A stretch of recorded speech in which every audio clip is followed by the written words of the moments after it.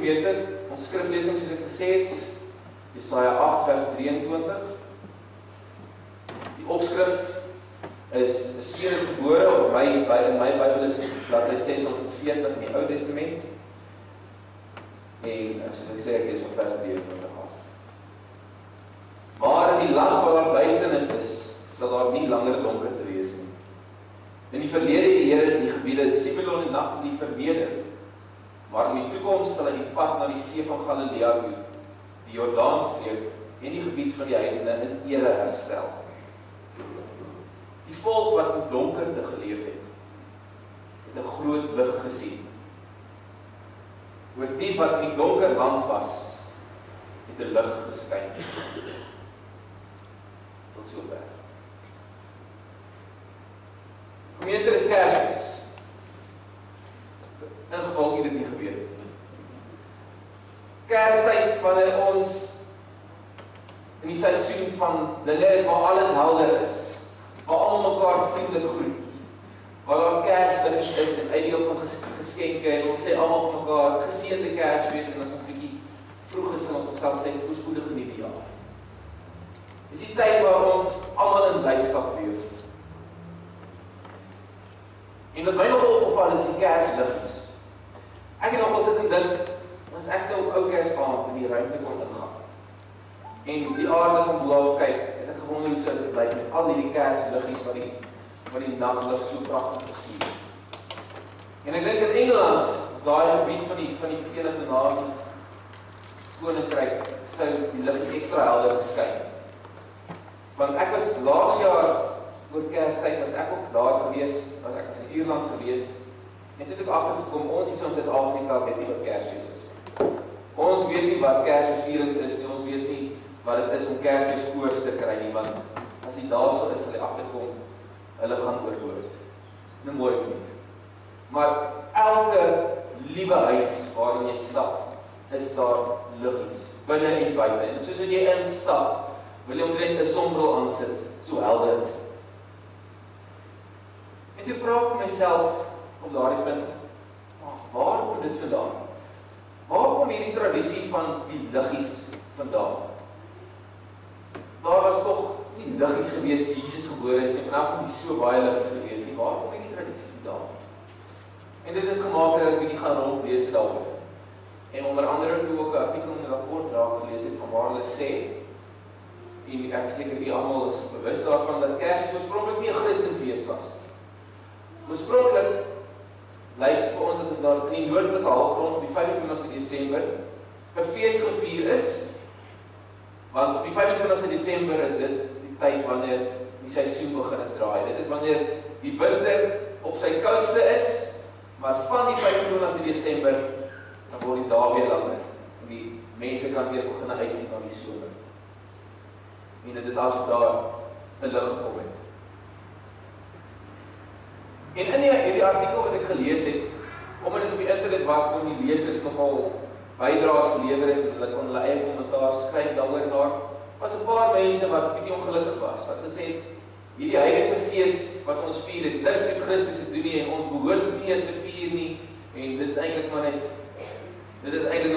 vir die partytjie daar, so ons geen rede nie, die winkels gebruik dit om hulle self te bemaak. En dan was er nog weer ander stemme gewees wat bietjie meer positief daar was, wat gesê het, maar Kersfees is eintlik vir die kinders. En ons vier Kersfees op hierdie manier, omdat ons almal onthou hoe dit was, ons kinders was, en hoe lekker dit vir ons was om Kersfees te vier. So, daar is geen skade daaraan om Kersfees op hierdie manier te vier, nie solank jy dalk net, as jy die behoefte het vir jou kind, iets vertel van die kribverhaal of Jesus geboorte, maar op jou dag kan almal Kersfees vier, maar soos wat dit goed is. En na al hierdie kommentaar, het ek besluit klaar, nadat ek Jesaja 8 gelees het, vanoggend gaan ek op my eie eiertjie lê hieroor. Want in Jesaja 8 lees ons baie duidelik, dit was 'n land van duisternis, en dit sal nie meer donker wees nie. Dit was donker gewees, maar God sal die lig bring. As ons na Jesaja 8 gaan luister, waar hierdie woorde geskryf is, moet ons eers in gedagte hou, waar kom hierdie woorde vandaan. As ons dit net so uit konteks haal, kan ons dalk 'n verkeerde idee kry. Nou net vir 'n bietjie agtergrond. Jesaja stel homself voor aan die begin van hierdie boek as die seun van Amos, en jy ken dalk vir Amos, hy was een van die ander bekende profete in Israel se tyd. En wanneer Jesaja, tydens die tyd wat Jesaja werk, was die noordryk en die suidryk van Israel geskei. Met ander woorde, dit was baie soos Duitsland in die verlede was tussen Oos en Wes-Duitsland. Nadat koning Salomo koning was, het die twee ryke nie meer met mekaar so goed oor die weg gekom nie. So al het hulle dieselfde taal gepraat, al het hulle dieselfde geloofsbeginsels gehad, het hulle besluit, hulle wil nou nie meer met mekaar te doen nie, en hulle besluit hoe hulle gaan hulle eie koning sê, en daarso skeer hierdie ryk as ware in twee. En soos jy kan dink, was daar 'n klomp probleme gewees wat daarmee gepaard gekom het. En Jesaja is nou besig, presies in daardie tyd waar die probleme in die noordryk nogal ernstig is. En Jesaja praat met die mense van die noord en die suidryk, en hy vertel eintlik net van God se oordeel wat kom. En hy vertel van hierdie donker prentjie. Want hy het agtergekom in die noordryk, en die mense begin vergeet waar God in die lewens behoort te wees. Hulle het hulle eie krag begin gebruik om hulle self te laat voortbestaan, en hulle het heeltemal vergeet van God se plek in hulle lewens. Hulle het sosiale ongeregtigheid was aan die orde van die dag. So hulle het groot partytjies gehou, en dit was feestelik geweest, maar die armes is nog steeds uitgebuit. Die mense wat die randfigure van die samelewing was, het 'n swaar lewe gehad. En hieroor raak Jesaja baie opgewerk, en hy sê dit is daaroor waar God hulle gaan oordeel. Maar nie net dit nie, hulle het ongelooflike klem op hulle eie strydwaans gelê. Hulle het gedink, ons is die magtige noordryk, ons is groot, ons kan enige mag weerstaan. En toe die Assiriërs begin sterk word, het hulle gesê, weet julle, ons het self genoeg strydwaans, ons kan die Assiriërs man alleen aanvat. En dit is hieroor waar Jesaja nog 'n groot probleem het, want hy het gesê, hulle het vergeet van God. Hulle het al hulle energie in hulle eie menslike besittings ingestuur, en hulle het vergeet van God. En hy waarsku, die hele Jesaja boek waarsku oor die oordeel van God. En wat met hierdie mense gaan gebeur as hulle so gaan aanhou. En uiteindelik, wat gebeur toe? Die Assiriërs val die noordryk toe aan, en hulle vee hulle plat. Die Assiriërs maak met die noordryk, soos wat daar lanklaas in die geskiedenis gesien is, daar so bly omtrent niks van hulle hoor nie. En daar is groot pyn en donkerte in die land. En dit is die hele konteks waarop hulle Jesaja preek. Maar nou lees ons vanoggend hierdie skrifgedeelte van die duisternis wat lig gaan word. En dan is hierdie prentjie nie meer 'n oordeel nie. Dan is hierdie prentjie nie meer donker nie. Dan verander Jesaja se trant heeltemal na 'n positiewe ingesteldheid.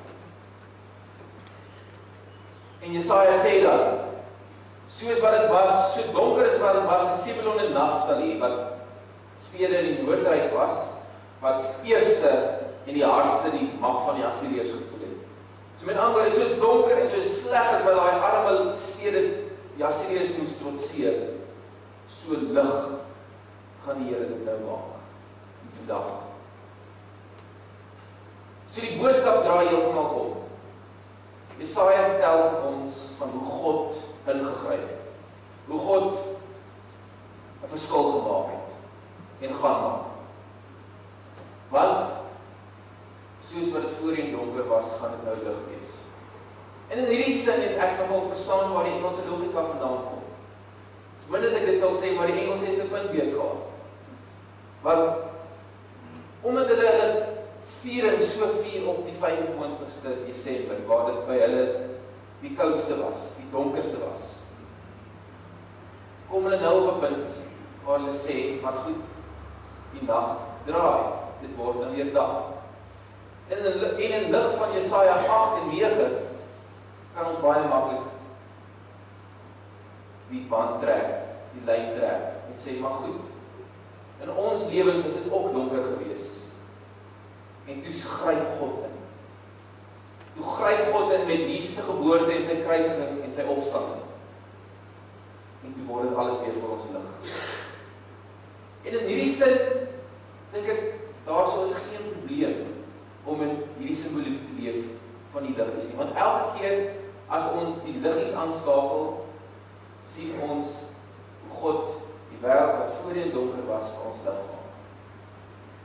En al leef ons in Suid-Afrika, in die suidelike halfrond waar dit nou die warmste is, beteken nie dat ons nie saam met die res van die wêreld kan terugdink aan die tyd toe dit donker was nie. Kan terugdink aan die tyd toe ons lewens koud was, en hoe Jesus Christus gekom het en ons warm gemaak het met sy liefde.